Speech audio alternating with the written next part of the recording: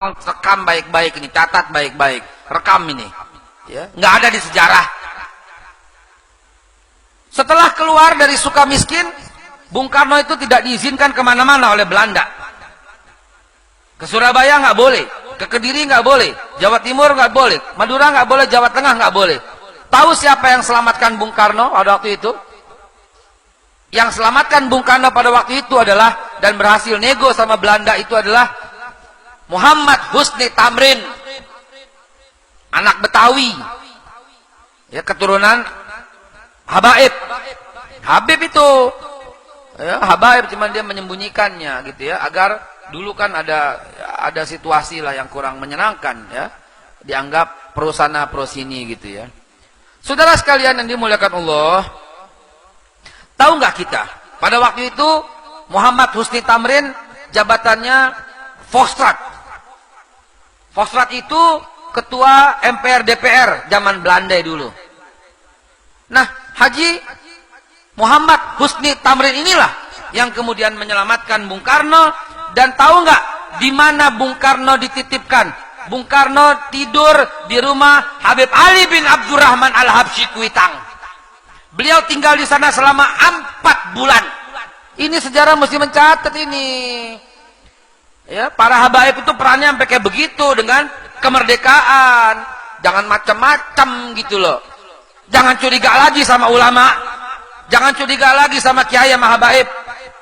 Alhamdulillah, Pak Kapitra adalah pahlawan untuk urusan itu. Sedikit yang tahu bahwa beliau telah mengeluarkan lebih dari 30 orang yang seharusnya ditangkap dan dimasukkan ke dalam bui. Maaf Ji, Anda buka rahasia Ji. Ya. Setiap orang sujud itu beliau mendapatkan pahalanya, terutama yang dikeluarkan itu, ya. Saudaraku sekalian, ini catat gitu loh dalam sejarah biar tahu. Bung Karno pada waktu itu nggak demen maulid, nggak demen tahlil.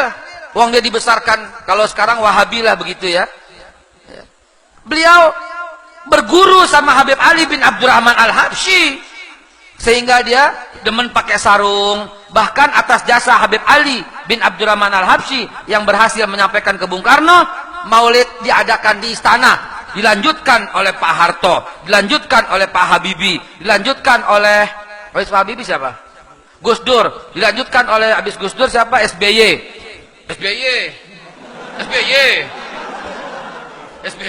gitu loh. Pernah ya? Lupa saya, Masya Allah. Maaf mak.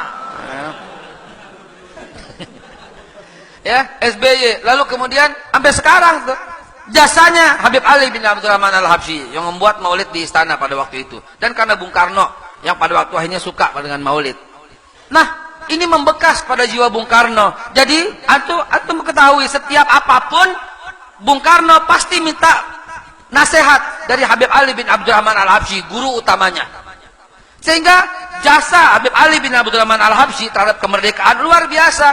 Bung Karno lagi gamang, merdeka jangan, Jepang menjanjikan, bahkan Jepang mendirikan Dokuritsu Jumbai Chusakai, ya, yaitu BPUPKI, Badan Persiapan Usaha Kemerdekaan Indonesia, yang akan merdeka tahun depan. Kalau nggak kita tahun 46 merdeka, karena Habib Ali bin Abdurrahman Al-Habsyi lah berkata pada Bung Karno, merdeka sekarang merdeka. Bilangin, sekarang merdeka juga. Maka pemuda pun akhirnya terjadi kisruh, menculik Bung Karno ke Rengas Dengklok, dan tersusunlah teks proklamasi. Dewan Dakwah Islamiyah sekarang sedang menyusun sebuah sejarah baru yang harusnya dibacakan Bung Karno pada waktu itu bukan proklamasi kami bangsa Indonesia, bukan, lagi dibongkar sejarah. Harusnya Bung Karno mengucapkan teksnya itu bukan itu. Yang harusnya diucapkan adalah bahwa sesungguhnya kemerdekaan itu adalah hak segala bangsa. Oleh karena sebab itu, penjajahan di atas dunia harus dihapuskan karena tidak sesuai dengan pri kemanusiaan dan pri keadilan. Dan perjuangan rakyat Indonesia telah sampailah kepada saat yang berbahagia dengan selamat sentosa mengantarkan rakyat Indonesia ke depan pintu gerbang kemerdekaan Indonesia yang merdeka, bersatu, berdaulat, adil dan makmur. Atas berkat rahmat Allah yang Maha Kuasa dan didorongkan dengan keinginan yang luhur supaya berkehidupan kebangsaan yang bebas, maka dengan ini rakyat Indonesia menyatakan kemerdekaannya. Itu yang dibaca, saudara. Iya, dan itu disusun di rumah proklamasi. Rumah siapa itu? Rumah negara? Bukan. Rumah seorang warga Betawi keturunan Arab, namanya Pak Yusuf Martak. Hadir nggak orang di sini? Biasanya hadir. Tuh, rumah makan La Razeta tuh, itu punya keluarga beliau. Dia nggak pernah jual sampai sekarang. Ayahnya ya, itu nggak pernah jual, dihibahkan.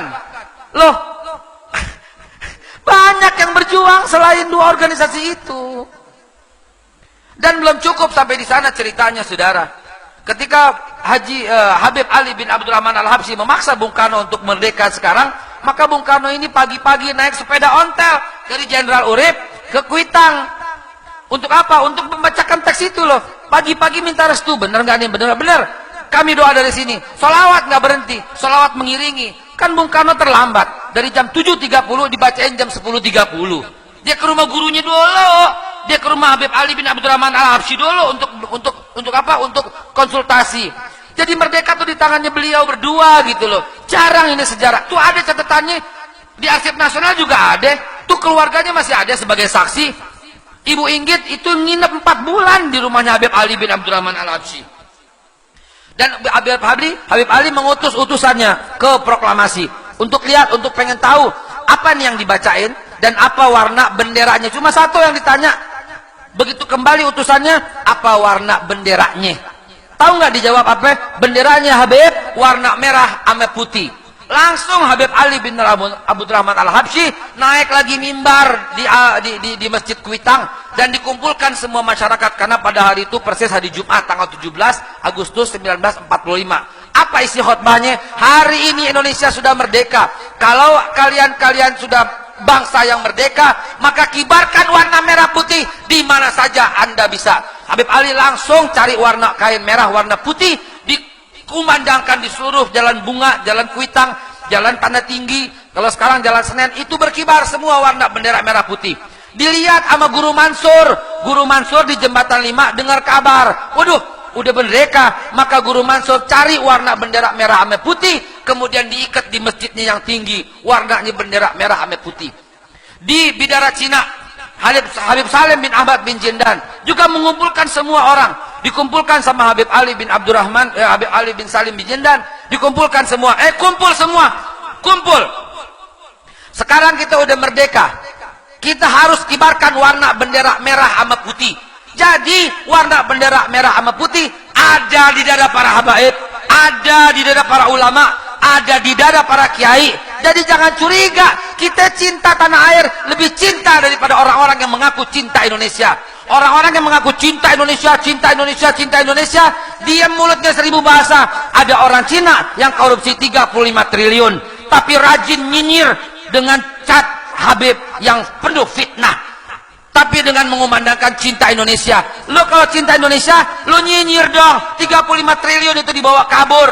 Sekarang DPO, itu yang mesti DPO. Habib dibikin DPO. Dicondet ada Habib Muhammad bin Ahmad Al-Haddad.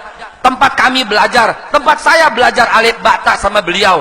Habib Muhammad bin Ahmad Al-Haddad kemudian tarik warna bendera merah putih, dikumpulkan semua masyarakat Condet dari mulai Kelurahan Cilitan sampai Balai Kambang, sampai Batu Ampar, sampai Kampung Gedong. Dulu namanya Kampung Gedong, sampai sekarang masih Kampung Gedong. Tuh ada saksinya tuh, dibakar sama Jepang pada waktu itu. Dikumpulkan semuanya. Habib Muhammad bin Ahmad Al-Haddad teriak, harus kibarkan warna bendera merah sama putih. Di Petojo ada Habib Ali bin Muhsin. Ini paling miskin, sangat miskin saudaraku. Pada waktu itu beliau akhirnya mencari dan tidak ada kecuali hordeng yang berwarna merah. Didedel hordengnya itu, dijahit sama jubahnya yang berwarna putih untuk dikibarkan di Petojo.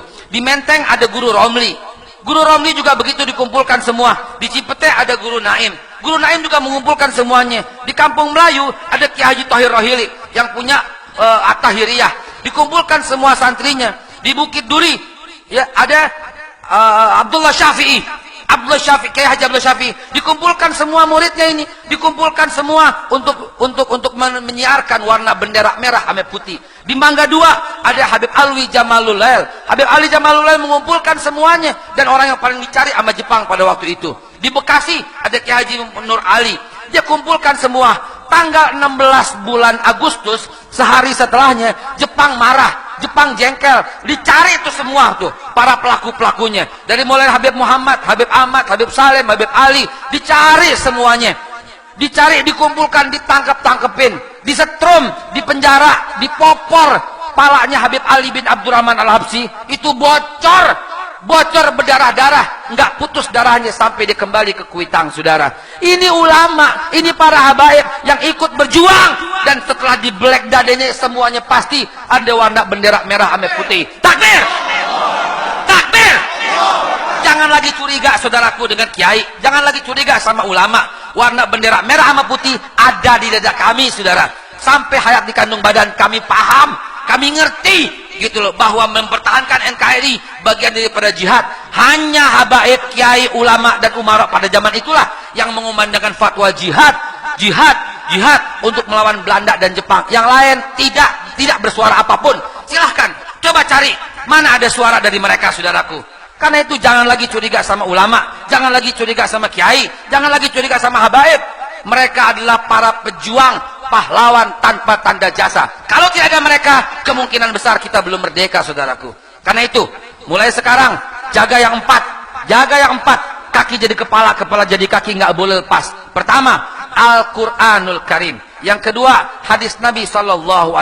Yang ketiga, sunnah sahabat-sahabat. Yang keempat, ulama. Ini yang Nabi pesan. Taraktu fikum amrayni lan tadillu ma tamassaktum bihima, kitabullah wa sunnatan nabi wa alaikum bisunnati sunnatun khalafar rasyidin wal ulama warasatul anbiya. Selamat di kandung badan, insya Allah. Sudah waktunya kita langsung qomat, kita sholat isya berjamaah. Hadanallahu wa iyyakum ajmain. Billahi taufiq wal hidayah walafu minkum. Wassalamualaikum warahmatullahi wabarakatuh.